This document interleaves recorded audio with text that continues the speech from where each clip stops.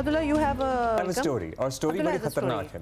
और वैसे तो मुझे कोई लगाव नहीं है इन परिंदों से, क्योंकि अगर दूर से अच्छे लगते हैं, लेकिन अगर आपकी बालकनी में कहीं एक जगह बना लें तो फिर आप ना वहाँ से गुजर सकते हैं, ना आप वहाँ रह सकते हैं। मेरे गीजर वाला जो एरिया है मेरी बालकनी में, उन्होंने घर कर, उनका घर है, आई एम नॉट अलाउड, किसकी बात कर रहे हैं ये बताओ। और वो पर और गंद और कचरा और बदबू, मतलब इट बिकम्स अ मेस। कबूतरों की हम बात कर रहे हैं। कराची में कबूतरों की तादाद देखकर लगता है कि कराची वालों को कबूतरों से बड़ी मोहब्बत है भी। लोग नेकी समझकर कबूतरों को जगह जगह दाना डालते हैं। एक तो चौरंगी ही कबूतरों के नाम कर दी गई है, लेकिन ये नेकी जो है ना बहुत सारे लोगों को महंगी पड़ रही है। डॉक्टर्स के मुताबिक कराची में कबूतरों से एक बीमारी फैल रही है, और ये बीमारी है फेफड़ों की बीमारी, जिसमें खतरनाक हद तक इजाफा हुआ। Bird fanciers lung, also known as bird breeders lung. हाँ जी, और इसमें अगर सूरत हाल गंभीर हो जाए तो लंग्स की पेवंतकारी तक बात आ जाती है। मतलब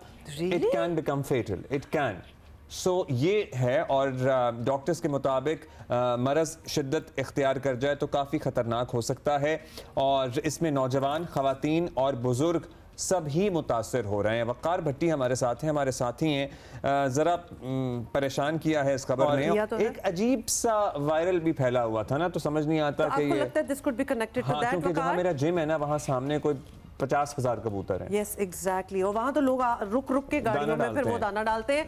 वकार, पहले तो ये बता दें कि कबूतरों वाली ये बीमारी क्या है और इसकी अलामात क्या हैं, सिम्टम्स क्या हैं, कितनी खतरनाक है? जी देखिए, इस बीमारी को बर्ड फैंसियर्स लंग कहते हैं।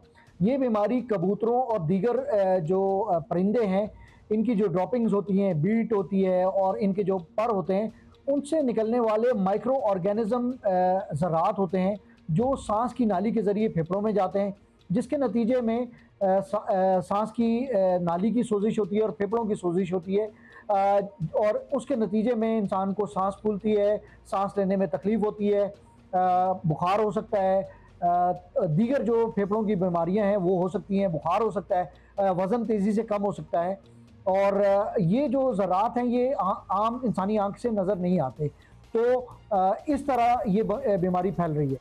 अच्छा वकार, डेटा के मुताबिक ये बीमारी घरेलू ख़वातीन, बुज़ुर्गों को ज़्यादा मुतासिर कर रही है।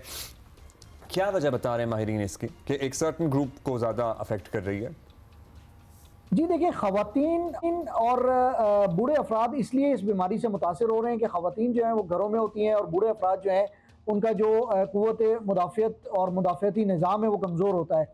तो माहिरीन ये कहते हैं कि ये जो हमारे AC के वेंट्स हैं उसके ज़रिए ये जो ज़रात हैं ये 1 से 3 माइक्रोन के ज़रात होते हैं जो इंसानी आँख से नहीं देखे जा सकते। तो ये वेंटिलेशन सिस्टम के ज़रिए घरों में दाखिल होते हैं, और उसके नतीजे में जो है ये सांस की नाली में जाते हैं। और ज़्यादातर जो अभी तक डेटा हमारे सामने आया है उसमें घरेलू ख़वातीन जो घरों में रह रही हैं वो, और बूढ़े अफराद जो है मुतासिर हो रहे हैं। जो डेटा हमें बताया गया वो ये है कि एक हफ्ते में तकरीबन एक अस्पताल में, एक जो क्लिनिक है वहाँ पर 20 से 25 अफराद जो हैं इस बीमारी से मुतासर अफराद लाए जाते हैं। ये तो लगता है कि वो एक इलाका ही है, लेकिन करना क्या है वकार? अब ये भी बताएं कि अब इस बीमारी से ऑब्वियसली बचना तो है कि कबूतरों को दाना डालना छोड़ दें, बिल्कुल ख़त्म कर दें, कुछ इस किस्म के मेजर्स लेने पड़ेंगे, मतलब ताकि फिर वो उन जगहों पे ना आए और उड़े and they should be in the wild. लेकिन अपने घरों में तो आपको हिफाजती इक़दाम कर सकते हैं। बाहर तो नेचर में जो है वो है, अपने घरों क्या करें, जाली लगा लें। बिल्कुल एब्सोल्युटली, बहुत से और तरीके बताता हूँ आपको। अच्छा ओके, बताएं वकार।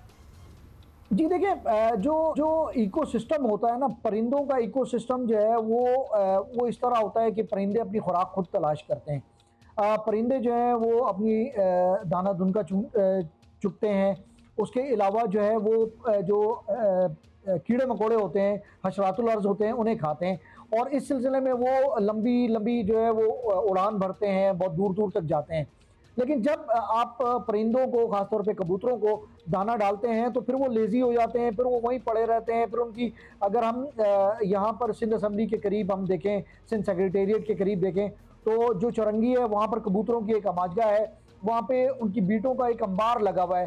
तो वो ये ज़रात जो हैं वो हवा में शामिल होते हैं, जिसके नतीजे में जो है ये लोग बीमार हो रहे हैं। तो पूरी दुनिया में, यूरोप में और इवन सऊदी अरब में, खाना काबा में परिंदों को जो दाना देने की जो है ना ममानियत कर दी गई है, और कहा ये जा रहा है कि आप इन परिंदों को दाना ना दें, वो खुद तलाश करेंगे।